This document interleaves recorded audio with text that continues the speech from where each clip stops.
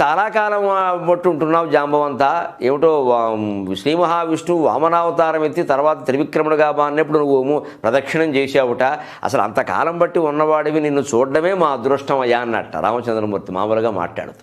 అంత పెద్ద వయస్సు వాడివి, యుగ యుగాల బట్టి బతుకుతున్నావయ్యా, నిన్ను చూడడమే మా అదృష్టం అని అన్నాడు. అంటే ఏనన్నాడు, అవునండి మీరన్నట్టే నేను చాలా కాలంగా ఉన్నాను, చాలామందిని చూశాను, కానీ ఒక్క విషయం మాత్రం నేను ఇంతవరకు చూడలేదన్నట్టు. ఏమిటిదంటే ఆయన చెబుతున్నాడు చూడండి చమత్కారంగా. ఇంద్రం నేత్రయుగం, ఇంద్రుడికి 1000 కళ్ళు, సహస్రనేత్రుడు అంటారు, సహస్రలోచనుడు అని రావణ బ్రహ్మ శివతాండవ స్తోత్రమే ఉంది. ఇంద్రుడు సహస్రలోచనుడు, కానీ ఇంద్రుడికి 2 కళ్ళు ఉండగా నాకు తెలుసాయి అన్నట్టు. అయ్య బాబోయ్ ఎప్పటి కథ అది?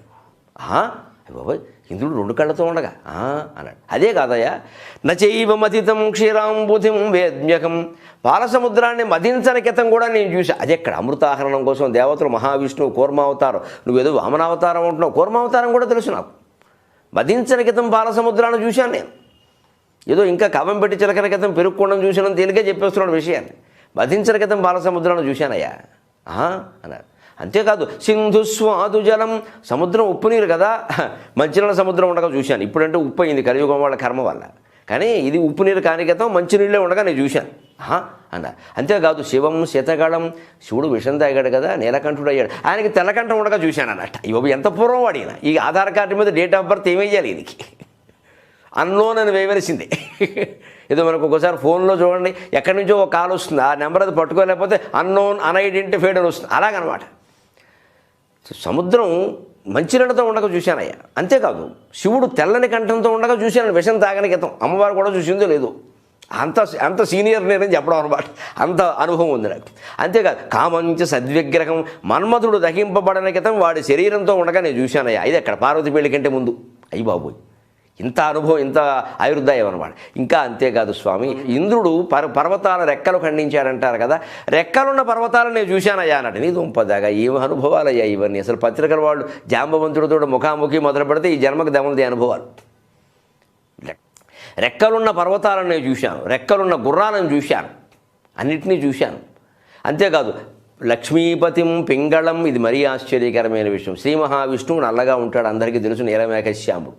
ఆయన ఎరుపు రంగులో ఉండగా నేను చూశానయ్యా అన్నట్టు. లేత ఎరుపు రంగులో ఉండగా అంటే అంతకుముందు యుగంలో కల్పనలో ఉండే విష్ణువు అనమాట. ఈ విష్ణువు ఆ రంగులో ఉండడు, అంతకుముందు కల్పన అంటే ఆ ముందు కల్పన నుంచి ఉన్నాడు అనమాట. అయ్యి బాబోయ్ అని ఆశ్చర్యపోప్పుడు చెప్పేట. అసలు చొరక ఎలా పడింది అంటే సర్వం వేద్మి అన్నీ చూశానయ్యా, అందరినీ చూశానయ్యా. నవేద్యకం రఘుపతే, ఒక్కడిని మాత్రం నేను చూడలేదు. ఏమిటంటే దత్త అపహారం వినా, దానమిచ్చిన సొమ్ముని తిరిగి తన దగ్గర పెట్టుకునేవాడిని చూడలేదయ్యా, ఇప్పుడే చూస్తున్నాను అన్నట్టు.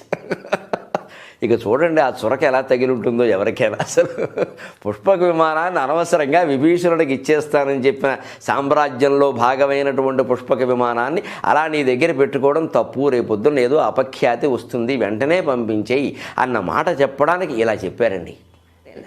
అలాగా దత్తం అపహారం వినా, ఇస్తానన్న సొమ్ముని తిరిగి తన దగ్గర అట్టు పెట్టుకున్నవాడిని నేను ఇంతవరకు చూడలేదయ్యా రామచంద్ర. అటువంటి అపఖ్యాతి నీకు రానియ్యకు, వెంటనే అది పుష్పక విమానం కానీ ఏదో ఉద్యానవనం కానీ నందనవనం కానీ ఏదైనా సరే మనది కానప్పుడు మన దగ్గర ఉండద్దు.